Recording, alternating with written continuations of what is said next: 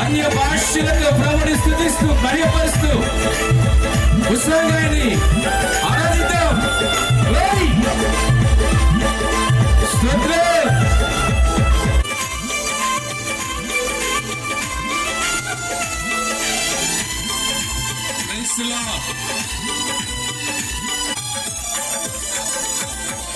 నా ప్రతి అణువును పరిశుద్ధపరచెను నీరు దిరదారలే.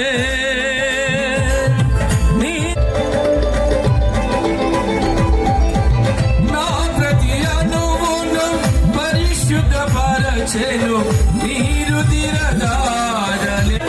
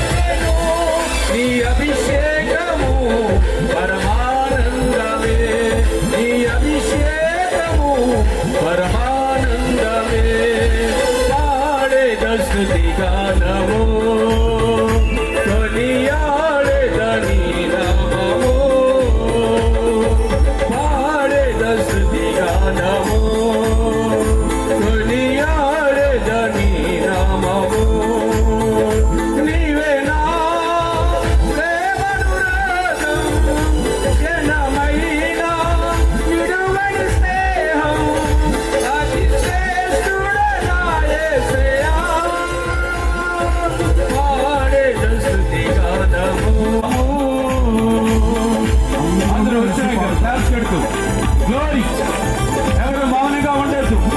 ప్రతి నాలుక యేసే నామమును స్తుతించాలి. ప్రతి ఒక్క పెదవు యేసే నామమును స్తుతించాలి. ఉత్సాహంతో క్లాస్ చేస్తూ హృదయపూర్వకంగా దేవుని స్తుతిద్దాం. స్తోత్రం.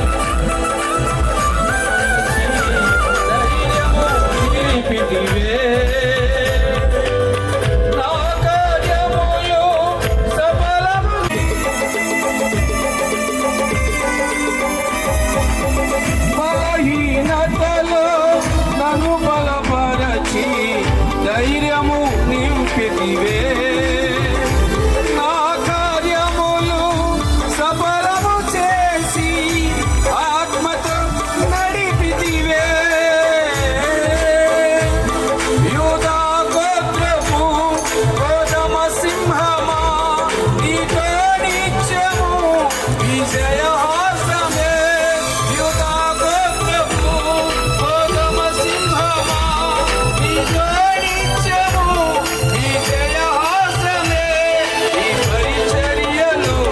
మహిమానందమే ఈ పరిచర్యలో మహిమానందమే. పాడేద స్తుతి గానము ఆమేన్. కొనియాడేద నీ నామము. స్తోత్రం. పాడేద నీ నామము. కొనియాడేద నీ నామము. నీవే నా ప్రేమనురాగం. నీ నామము కొనియాడేదని నామము. పాడేద స్తుతి గానము కొనియాడేదని నామము. పాడేద స్తుతి గానము కొనియాడేదని నామము. పాడేద స్తుతి గానము కొనియాడేదని నామము. హల్లెలూయా హల్లెలూయా హల్లెలూయా హల్లెలూయా హల్లెలూయా. దానియేలయ్య గారు ప్రార్థన చేస్తారు. ప్రార్థన చేసుకుందాం. సకల బిడ్డలను ప్రభా క్షేమంగా నాయన స్థలానికి తీసుకుని వచ్చాను. దాని ప్రభావ మీ కృప కానీ స్థలం మీ దయగలిగిన హస్తాన్ని దాని కార్యక్రమం అంతా కూడా జరిగించి అనేక మంది బిడ్డలు ప్రభా నీ మాటలు వింటుంది నేను పశ్చాత్తాపముతో ప్రభా మారు మనసు కలిగి ప్రభా నేను వెంబడించగలిగినటువంటి కృపగా ఇచ్చి ఈ మైక్ శబ్దం ద్వారా ఎంతమంది బిడ్డలని మాటలు వింటున్నారు. వారి హృదయాలు తెరవబడి వారి స్థలానికి వచ్చారు. వారందరి పక్షములు మీరు తోడుకోండి. నాయన మీ నామానికి మహిమ పరుస్తుండగా కేవలం మీరే మహిమ పొంది మేము మరుగుపరచబడాలి తండ్రి. నాయన మీ క్రియలు మీ మహిమను ప్రభా వీడును చూసినట్లు నాయన మీ ఆశ్చర్యమైన అద్భుతమైన కార్యాలు ఈ స్థానం జరిగించు. మీరే మాట్లాడి వాళ్ళందరూ కూడా డబ్బులకు పనిచేసేవారు కాదు. దేవుని పరిచర్య కొరకు ప్రాణం పెట్టి ఎంత దూరమైన ఎంత కష్టమైన మరి అనేకులను కట్టడానికి ప్రయత్నం చేసేవారు. దేవునికి స్తోత్రం. వారికి నేనేమి ఇవ్వట్లేదు, ఒక ప్రార్థన తప్ప. మేము అనేక స్థలములో స్వార్థ కూడిక పెట్టాలి కాబట్టి వీరందరి కొరకు మా కొరకు మీ అనుదిన ప్రార్థనలో జ్ఞాపకం చేసుకునండి. దేవునికి స్తోత్రం. ఆమోసు గ్రంథం పట్టుకుని చక్కగా కట్టబడిన గోడ మీద కూర్చుని అంటాడు, ఆమోసు నీకేం కనబడుతుంది అని అంటే, మట్టపు గుండె కనపడుతుందయ్యా అంటే, దేవుడు అంటున్నాడు, నేను నా ప్రజలలో మట్టపు గుండె వేయబోతున్నాను, వారిని నేను దాటిపోను అని అన్నాడు. ఆ మట్టపు గుండు ఏదో కాదు, దేవుని వాక్యమే. ఆ వాక్యమే మేము ప్రకటిస్తూ ఉన్నాం. జకర్యా గ్రంథము 2వ అధ్యాయము 10వ వచనములో మనం చూస్తే జెరుబ్బాబెలు చేతిలో మట్టపు గుండె ఉంది. ఆ మట్టపు గుండె పరిశుద్ధాత్ముడు. దేవుడు మోషేకు ఒక మందిరాన్ని కట్టమన్నప్పుడు మందిరంలో ఉన్న ప్రతి వస్తువు మోషే చేయలేదు. ఎవరు చేశారంటే బసలేలు చేశాడు. బసలేలు ఎలా చేశాడు అని అంటే, బసలేలు మీదకి దేవుని ఆత్మ దిగిరాగా దేవుని మందిరంలో ఉన్న ప్రతి ఉపకరణాన్ని చేశాడు. అంటే మనుషుల చేత కట్టబడిన మందిరం. 2, మనమే మందిరం. మనము దేవుని చేత కట్టబడిన మందిరం. మనం చూస్తున్న మందిరం మనం కడితే దేవుడు మనలనే మందిరంగా కడుతున్నాడు. 3వ మందిరము మా ప్రయాస ప్రతి వ్యక్తిని ఆత్మ సంబంధమైన మందిరాన్ని కట్టాలి. ఇదే పేరు కాదు, ప్రఖ్యాత కాదు, గొప్ప కాదు, మందిరాలు కాదు. మాకు కావాల్సింది ఏంటంటే సౌనిపోద్ది. మీరే మందిరముగా కట్టబడితే అది దేవుని ఎదుట యుగాయుముకులు నిలబడుతుంది. దేవునికి స్తోత్రం. హల్లెలూయా. ఈ పని మేము చేస్తున్నాం. ఈ పని చేయడానికి ఒక యేసుబాబు గారు ఉన్నారు, వారికి ఒక దర్శనం ఉంది. మా ప్రార్థనలు వేరు, మాకు వేరు వేరు దర్శనాలు వేరు. కానీ మాకు ముగ్గురికి ఉన్న దర్శనం ఒకటే, దేవుని ప్రణాళిక ఒకటే. కానీ వారి దర్శనం నాకు తెలీదు, నా దర్శనం వారికి తెలీదు. కానీ ఒక సమయం వచ్చింది, ఆ సమయాన్ని దేవుడు చూపించిన కార్యాన్ని ఆ ముగ్గురు ద్వారా, ప్రార్థన ద్వారా, మరి స్వార్థ కూడుకుల ద్వారా మరి దేవుడు నెరవేరుస్తున్నాడు. మన మధ్యనున్న ఈ సభ స్వార్థ కూడికలు పెట్టడానికి మేము ఫస్ట్ స్వార్థ కూడిక చదరాల్లో పెట్టాం, 2వ స్వార్థ కూడిక. ఈ సంవత్సరము 3 స్వార్థ కూడికలు వేరు వేరు గ్రామాల్లో పెట్టాలని మేము ఆశపడుతున్నాం. కాబట్టి దీనిని గుర్చిన ఒక ప్రణాళిక, దర్శనం, దేవుని గుర్చిన చిన్న మరి సాక్ష్యము మన మధ్యనున్న యేసు గారు, అలాగే దాస్ గారు, మా చిన్నాన్న గారు, అలాగే నాన్నబాబు కూడా ఒకసారి స్టేజ్ మీదకి వస్తే వారు చిన్న సాక్షి అని చెప్తారు. ఆ తర్వాత అయ్యగారికి సమయాన్ని అప్పగిస్తాను.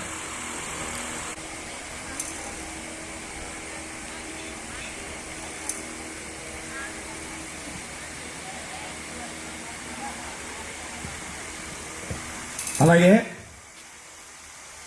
మా అందరికి మించిన ఈ పరిచర్య కొరకు ప్రత్యేకమైన దర్శన అనుభవం ఉన్న వాళ్ళు ఉన్నారు మన మధ్యన.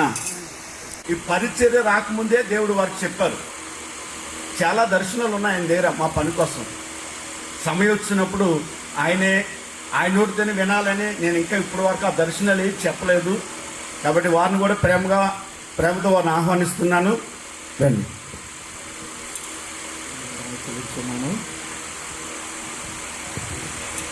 మా గ్రామం హుస్సేన్పురం గ్రామం. నా పేరు యేసుబాబు.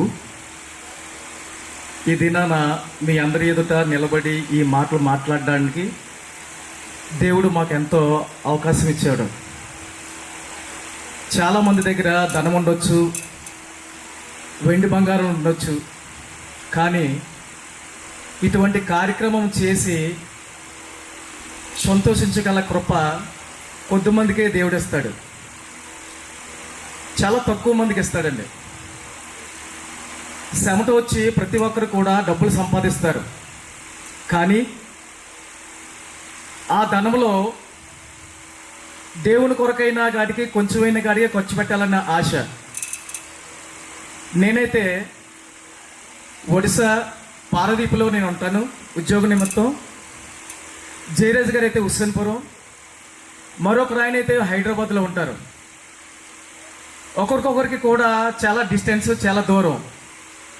కానీ తెల్లవారుజామున మట్టుకు మాత్రం ముగ్గురం కూడా కాన్ఫరెన్స్ కాల్లో ప్రార్థన చేసుకుంటామండి. తెల్లవారుజామున సేవ చేయడం వల్ల ఒక వ్యక్తి కావాలి. ఆ వ్యక్తి నడిపింపబడాలంటే వెనకతల సహకారులు కావాలి. చూపించాడు. సహకారులు చూపించిన దర్శనాన్ని బట్టి ఈ దినాన నాని హుస్సేన్పురం, దాస్ గారు హుస్సేన్పురం, ఈయన చేసే పని ఏంటంటే ఎక్కడ స్తుతికోవడం జరిగినా, ఎక్కడ సభలు జరిగినప్పటికీ కూడా ఎవరో గౌరవించినా గౌరవించకపోయినా నేను చేసేది దేవుని పని, ఎవరు ఈ విధంగా నిలబెట్టకపోయినా నేను చేసేది దేవుని పని అని వంటలు చాలా చక్కగా చేస్తారండి. ఈయన జయరాజ్ గారికి మంచి సహాయం ఉంటాడు. ఆయన కూలి పని చేసుకుంటూ ఉంటాడు. ఆయన చేసిన పనిని బట్టి ఆయనకున్నంత దానిలో సేవ ముందుకెళ్ళడానికి ఈయనంత పరిచర్య, ఈయనంత సహకారం మేము చేస్తుంటూ ఉంటాం.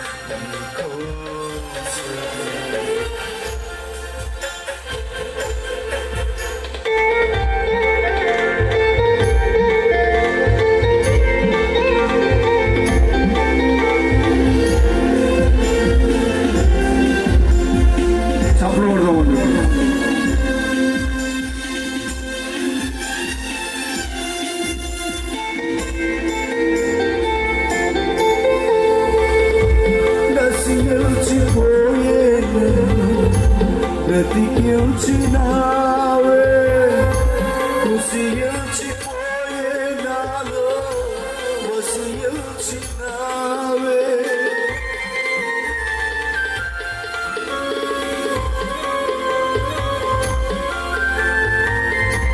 నశించిపోయే నన్ను బ్రతికించినావే, కుసియించిపోయే నాలో వసించినావే. నీ కార్యము వివరించెదను, నీ నామము హెచ్చించెదను. నాకున్న సర్వమా ఏకైక నాకున్న సర్వమా ఏకైక గణవిత్తి పాడి సురవాల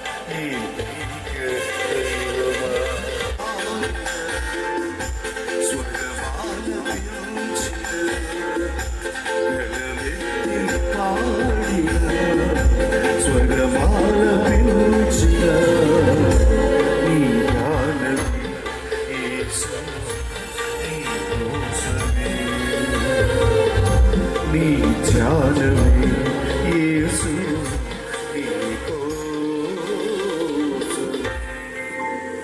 హల్లెలూయా. స్వార్థ కూడికను బట్టి మీ సన్నిధిలో స్తుతిస్తున్నాను నాయన. నీ దీన బిడ్డలను ప్రేరేపించి ఎంతో వ్యయపరిచి నాయన మా ప్రభా ఎంతో శ్రమను కష్టమును సమయాన్ని నీ కొరకు హెచ్చించారు నాయన. మహిమ చెల్లిస్తున్నాను. ఈ సమయంలో కొన్ని నిమిషాలు నీ వాక్యమును మేము ధ్యానం చేయుచుండగా మీ ఆత్మతో నింపండి.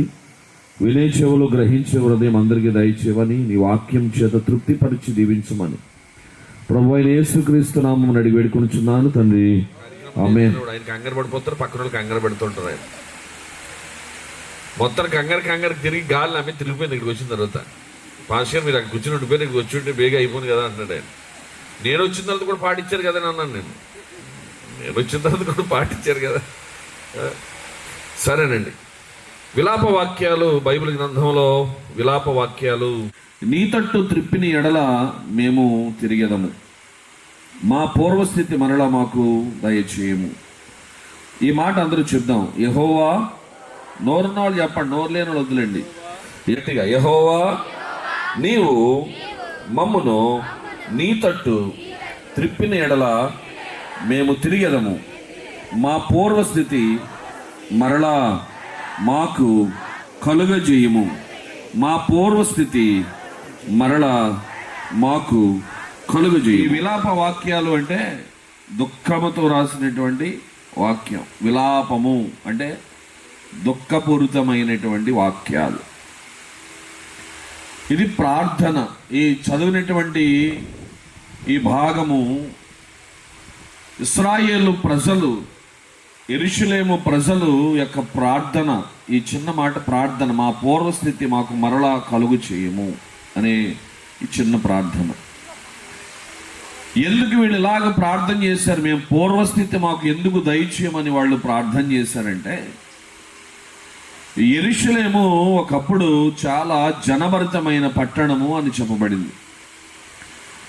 యెరూషలేం, జాగ్రత్త వినాలి, యెరూషలేం ఒక శ్రేష్టకరమైనటువంటి పట్టణం, శ్రేయస్సుకరమైన పట్టణం.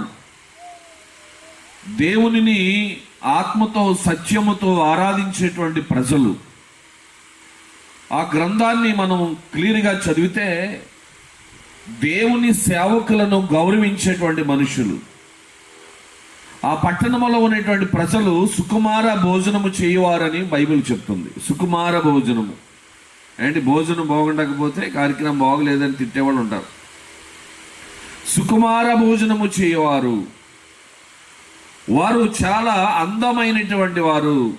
ఎప్పుడూ సంతోషిస్తూ, సంతోషముతో, ఆనందముతో దేవునిని ఆరాధన చేస్తూ గడుపుతున్నటువంటి ప్రజలు పరిస్థితి చాలా దుర్భరమైన పరిస్థితికి దిగజారిపోయారు.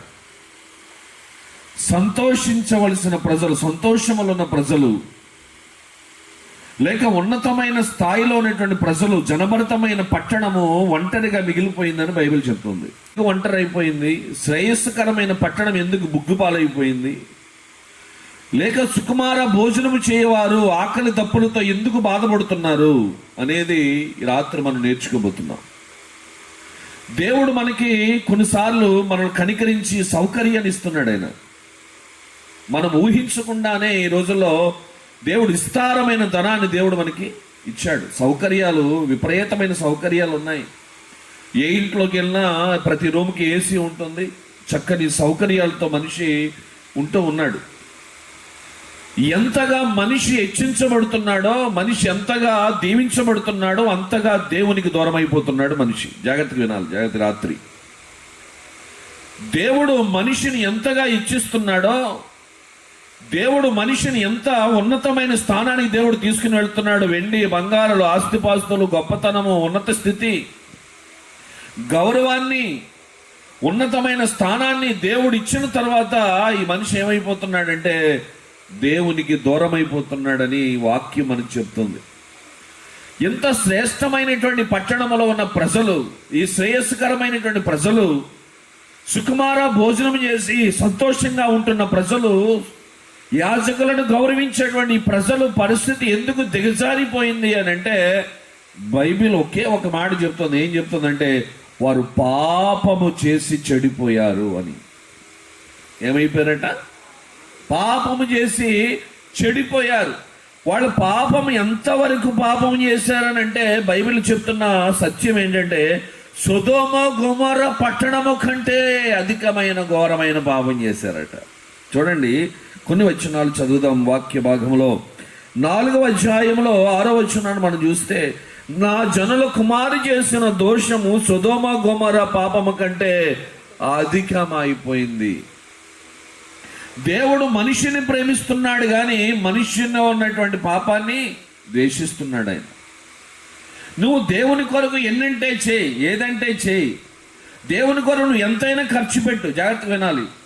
నువ్వు దేవుని కొరకు వెండి, బంగారం, ఈ భూములు ఏదైనా కానీ దేవునికి హృదయాన్ని ఇవ్వకపోతే నీవు ఇచ్చినవి అని కానీ నువ్వు చేసినవి కానీ అవి ప్రయోజనకరము దేవునికి కాదు. అర్థమైందా?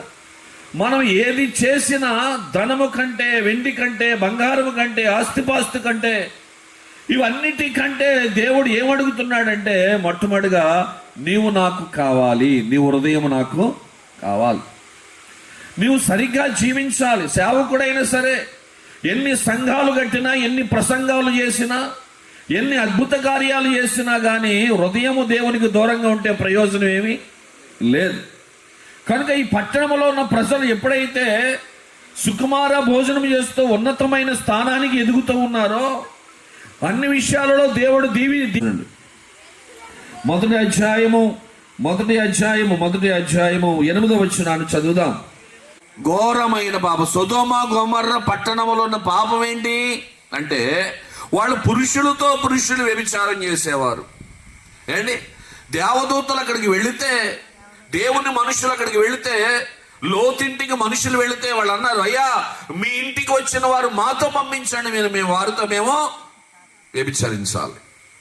మీ ఇంటికి వచ్చిన మనుషులను మాతో పంపించండి, చాలా అందమైన వాళ్ళగా కనబడుతున్నారు, మా ఇంటికి పంపించండి అంటే లోతు ఏమంటున్నాడు తెలుసు? అయ్యలారా, నాకు 2 కుమార్తెలు ఉన్నారు. ఆ 2 కుమార్తెలు అవసరమైతే పెళ్లి కాని వారు, వాళ్ళు కన్యకలు. ఈ పెళ్లి కాని 2 కుమార్తెలను మీకు ఇస్తాము, దయచేసి మా ఇంటికి వచ్చినటువంటి మనుషుల జోలికి రావద్దయ్యా అని దండం పెట్టాడండి.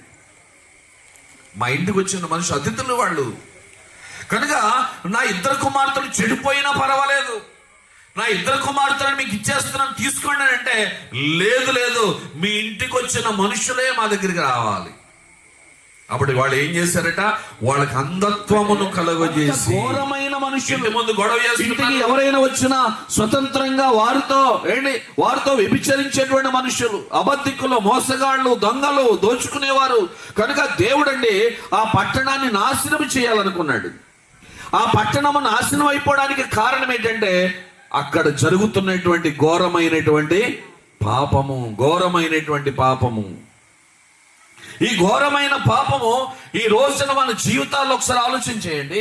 మన జీవితాలు ఎందుకు నాశనం అయిపోతున్నాయి? ఎందుకు నీ జీవితాన్ని నువ్వు నాశనం చేసుకుంటున్నావు అంటే కారణం తెలియకుండానే దేవుని ఎదుట నువ్వేం చేస్తున్నావు? పాపం చేస్తున్నావు. ప్రార్థన చేయకపోవడం పాపం, దేవునికి సమయం ఇవ్వకపోవడం పాపం, అనకూడని మాట మాట్లాడడం పాపం, చేయకూడని పని చేయకపోవడం పాపం, ప్రతిరోజు దేవుని వాక్యాన్ని చదవకపోవడం పాపం, దేవుని సన్నిధిలో నువ్వు దేవునితో సహవాసం చేయకపోవడం పాపం. తెలియకుండానే పాపం చేస్తున్నాం ఈ రోజున. ఎవరి మీదైనా అపరాధంగా మాట్లాడితే పాపం అంటే హత్య చేయడమే పాపం అనుకుంటున్నాం. బైబిల్ నూతన నిబంధన ప్రకారంగా ఒక ఘోరమైన పాపం చెప్తున్నాడు చూడండి. అంటున్నాడు, నీవు మోహపు చూపుతో చూస్తే పానది. కొత్త నిబంధన నిన్ను నడుగుతాను అంటే పాపం అంట. అంటే హృదయంలో చంపాలని ఆలోచన నీలో ఉంది కాబట్టి నీ నోటి నుంచి ఏం చేశావు? నీ నోటి నుంచి పలికావు. ఈ పాపం తెలియకుండానే మనుషులు పాపం చేసి దేవునికి ఏమైపోతున్నారు? దూరం అయిపోతున్నారు. మనుషులు